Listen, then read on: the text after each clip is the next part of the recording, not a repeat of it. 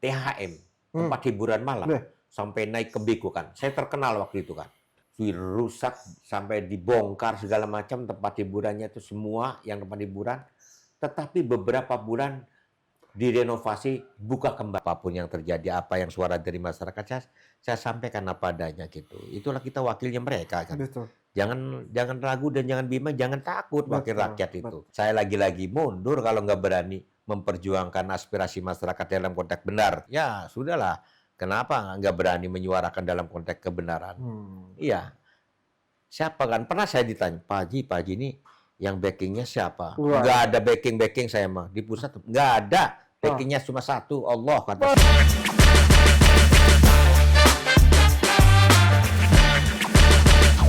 Gaspol ngebahas politik. Assalamualaikum warahmatullahi wabarakatuh. Waalaikumsalam. Sobat Banten Raya, kembali lagi bersama saya Ahmad Rafi, si host magang dalam tayangan podcast Banten Raya bersama DPRD Provinsi Banten. Saat ini telah hadir bersama saya salah seorang anggota DPRD Provinsi Banten dari fraksi Partai Golkar.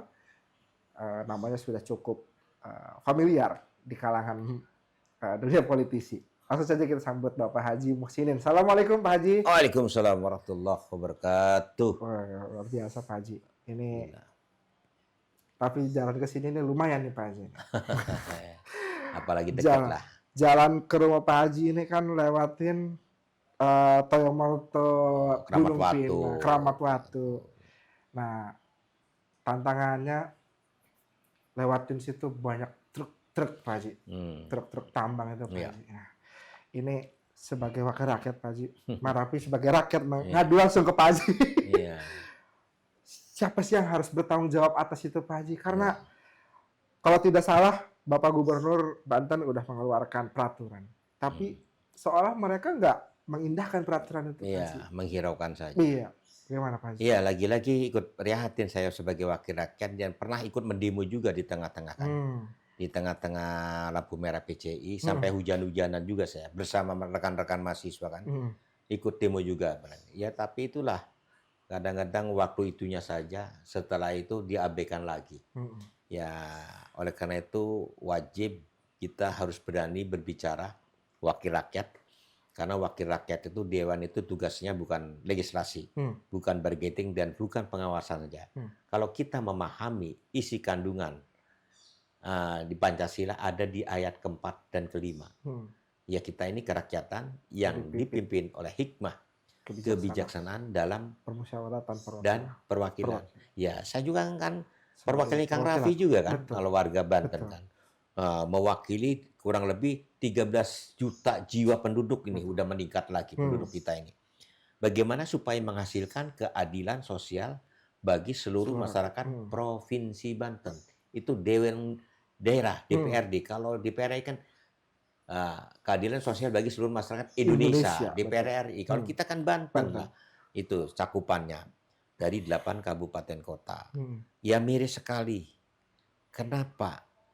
Peraturan Gubernur nomor 567 tahun 2005 sudah dikeluarkan. Saya pada waktu ikut juga hadir di Bojonegara, di kantor BAM waktu itu, dengan ada juga Kapoldanya, Gubernur, Bupati, Wali Kota yang bersangkutan yang terkait dengan jalan ini hadir, yang mensosialisasikan kepada masyarakat. Tetapi itulah lagi-lagi. Ada apa di balik masih bandelnya truk-truk ini? Lihat aja di kanan, di samping bom bensin Toyomerto itu. Kan bukan malam keluarnya, tapi siang-siang, belak-belakan berani kan. Betul. Saya tegur. Ya, menurut saya, seperti contoh aja, saya dulu yang memberontak THM, tempat hiburan malam, sampai naik ke Beko kan. Saya terkenal waktu itu kan. Rusak sampai dibongkar segala macam tempat hiburannya itu semua yang tempat hiburan. Tetapi beberapa bulan direnovasi, buka kembali.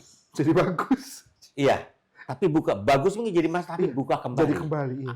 Kan suatu pertanyaan. Betul. Kenapa itu buka kembali? Saya berkeyakinan, bukan suudzon, saya berkeyakinan kalau tidak ada yang melindungi oknum-oknum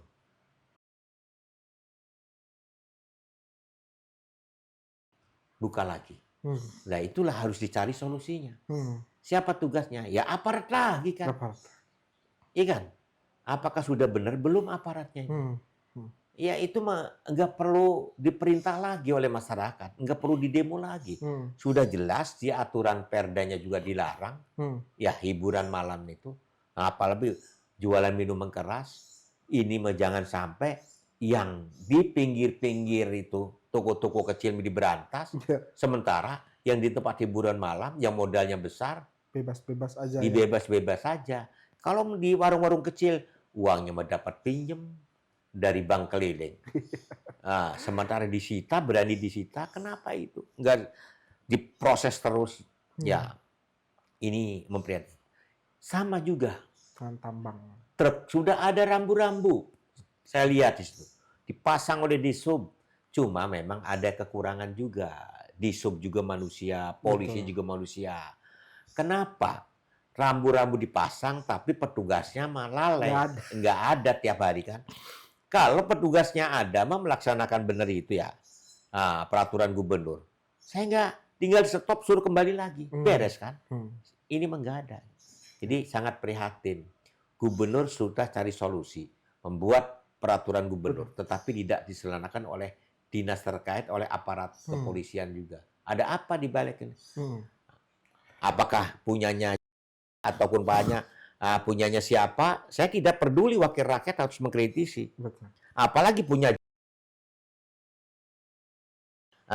nggak berperi kemanusiaan, tidak melaksanakan aturan-aturan yang melanggar kan.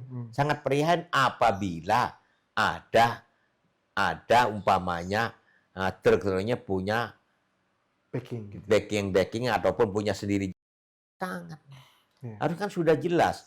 Mulai beroperasi jam 10 malam sampai jam 6 pagi. Sudah kan udah dibuat aturannya gitu. Kalau lewat jalan Keramat Batu, Serdang kan sudah jelas. Kalau mau langsung tol bisa kan. Bisa, iya. Kalau biasa.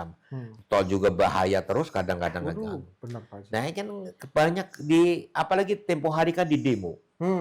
Bulan kemarin kan, tanggal 20. Oleh Bojonegara, ngebel saya. Enggak apa-apa, ya, tapi demonya cantik kata saya. Jangan sampai merusak. Ya, harus tertib, aman dan terkendali. Demo silakan, saya mendukung. Tetapi jangan merusak yang sudah dibangun. Karena itu hasil uang rakyat kan. Iya, yang dibangun dari uang rakyat. Kalau dirusak lagi mah, ya rugi kan. Lagi gitu. rakyat juga yang rugi. Jadi gitu kami mohon terkait masalah mobil dump truck yang berlebihan ini muatannya, supaya sadar diri kepada pemilik, sudah jelas aturannya sudah ada, ya tolong patuhi aturan. Dan penambang-penambang ilegal juga yang di Gunung Pinang juga harus dioperasi juga. Jenuh ini. 1 hari 2 hari dioperasi, berapa harinya nambang lagi. Kan semuanya mayoritas ilegal itu. Ya, tambang-tambangnya semuanya mayoritas ilegal. Jadi benar-benar harus seperti di Jawa Barat tuh. KDM itu, ya harus ada ketegasan. Sering-sering turun gubernurnya kan, ya.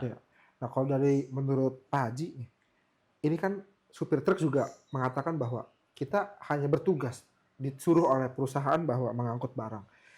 Nah sementara dari perusahaan juga mengatakan bahwa kita mengikuti kok gitu, cuma kadang supirnya juga pengennya jalan sore katanya supaya nggak sampai nyampe ke tujuannya nggak terlalu malam. Nah, menurut Pak Haji, siapa yang seharusnya bisa ditindak? Apakah dari pihak perusahaan? Ya, ada ketegasan dari petugas. Udah jelas aturannya, alasannya ada aturan dari gubernur kan, sudah dibuat dan rambu-rambu sudah dipasang, mulai operasi jam sekian dan sampai jam sekian.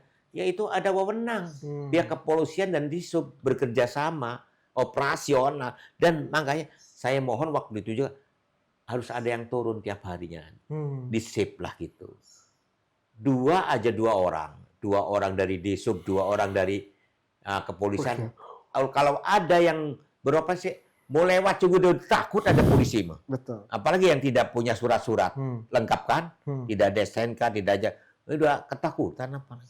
Udah jelas rambu-rambunya udah jelas di PCI itu, lampu merah itu.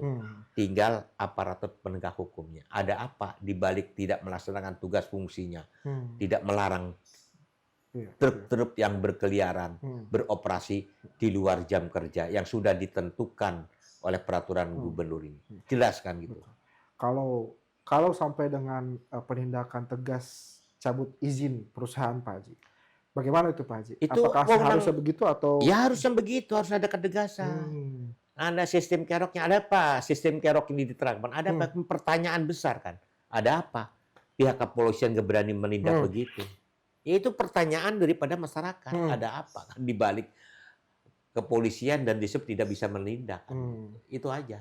Yang seharusnya kepolisian sebenarnya. Iya. Udah jelas kan? Karena Udah membaca lah aturan gubernur. Itu buat modal dia kan? Iya kan? betul. Kalau masalah truk-truk yang beroperasi di luar ketentuan ini. Iya. Ya prihatin lah. Masyarakat banyak yang aspirasinya disalurkan kepada dewan, wajar kan. Nah dewan juga harus berani menyuarakan. Kalau nggak berani urusan kebenaran, dewan ya mundur aja jadi wakil rakyatnya. Ngapain?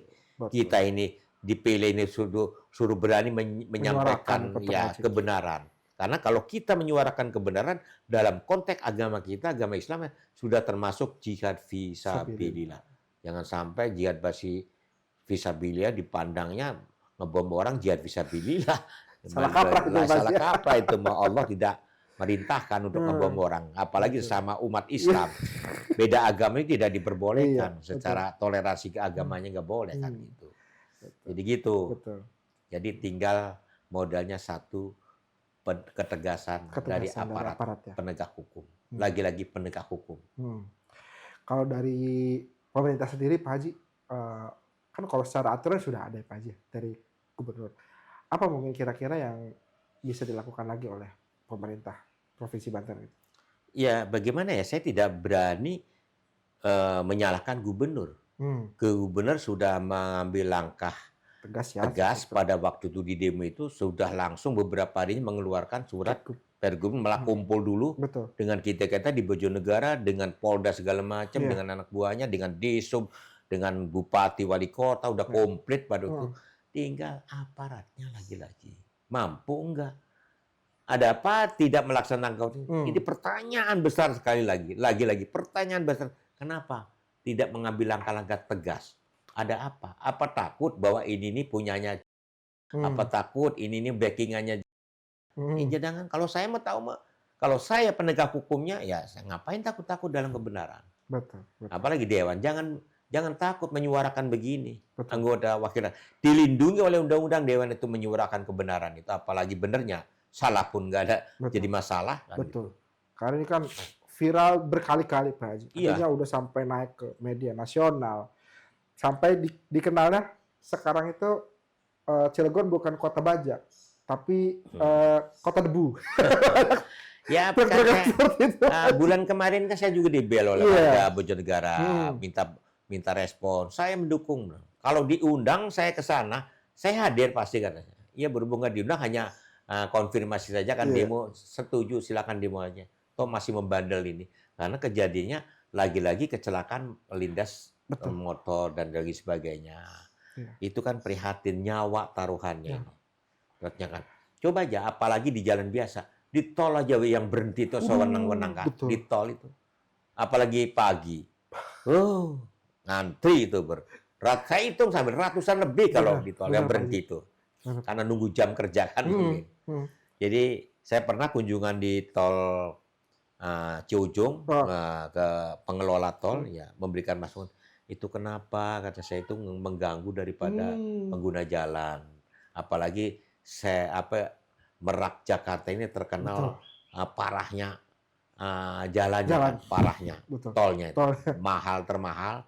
Coba kayak di Bogor itu hanya 77 dari dulu 7.000 aja. Tapi kok mulus kan jalannya. Betul Pak Haji. Ya, tidak ada hal gangguan tidak ada.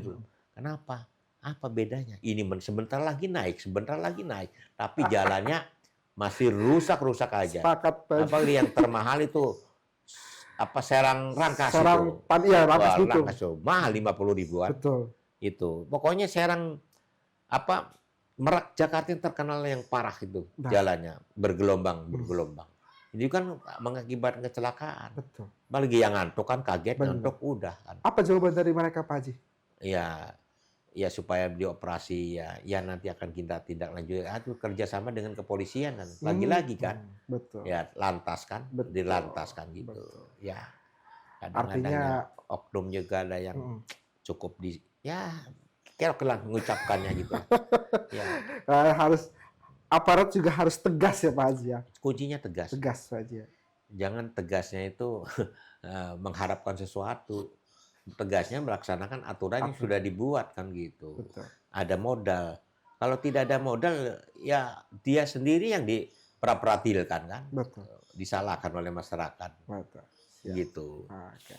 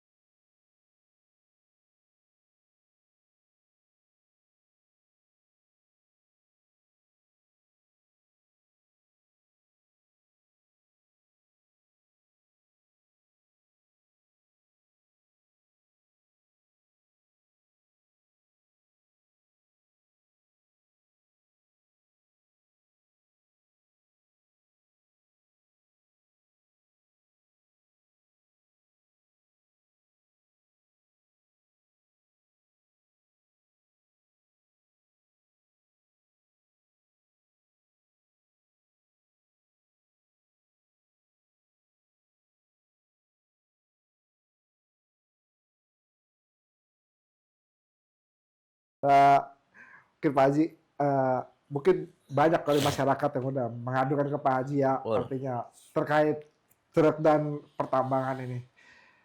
Dan apa mungkin upaya Pak Haji yang bisa dilakukan sebagai wakil rakyat bisa menyampaikan ke eksekutif? Kalau bagi saya pribadi, mohon maaf ya, setiap ada suara dari masa saya tampung dan saya tindak lanjuti, tidak diam itu. Menyuarakan baik melalui media, kan sudah sering ke Rahmat itu menyuarakan apapun yang terjadi, apa yang suara dari masyarakat saya sampaikan apa adanya gitu. Itulah kita wakilnya mereka kan. Betul. Jangan ragu dan jangan bimbang, jangan takut wakil rakyat itu. Betul. Udah, saya lagi-lagi mundur kalau nggak berani memperjuangkan aspirasi masyarakat dalam konteks benar. Ya, kan terkecuali masyarakatnya itu ya ada faktor lah yang tidak boleh dibela itu ya oleh anggota dewan, oleh siapapun ya. Satu, bermasalah narkoba, ya, dan rampok, maling ini, apalagi orang lain, saudara sendiri. Saya sudah sering sosialisasi, jangan sampai pernah datang ke rumah minta tolong terhadap saya. Itu harus ketegasan wakil rakyat juga situ. Ya 3 faktor ini yang membahayakan generasi muda kan. Betul. Ya ngapain yang begitu udah saya sosialisasikan masih minta tolong ke saya. Jadi nggak ada yang berani kalau masalah narkoba 3 itu. Udah nggak ada yang berani datang ke rumah. Dan seharusnya mungkin wakil rakyat yang lain juga bisa mencontoh apa yang lakukan. Lihat, harus demikian barangkali, harus berani demikian. Ya sudahlah, kenapa nggak berani menyuarakan dalam konteks kebenaran? Iya. Siapa kan? Pernah saya ditanya, Pak Haji ini yang backingnya siapa? Nggak ada backing saya mah di pusat, nggak ada backingnya, cuma satu, Allah kata saya. Urusan benar mah. Dan harus punya, orang berani itu harus punya ilmu gabus Cina kata saya. Apa itu Pak Haji? Gabus Cina umpamanya nih ya. Ini gabus Cina yang tempat suka yang putih untuk tempat ikan itu kan. Enteng kan? Dicelup-celupin baik di laut maupun di kali tidak akan tenggelam. Tidak ada beban kita, tidak punya masalah. Ya kan? Kalau tidak kita koruptor, tidak punya masalah dalam fungsi jabatannya kita, ngapain takut-takut? Itu ilmu gabus Cina. Ya, satu itu ilmu gabus Cina, jangan juga punya ilmu lilin. Iya, ngajarin ke orang baik, tapi kita sendirinya nggak baik tingkah lakunya.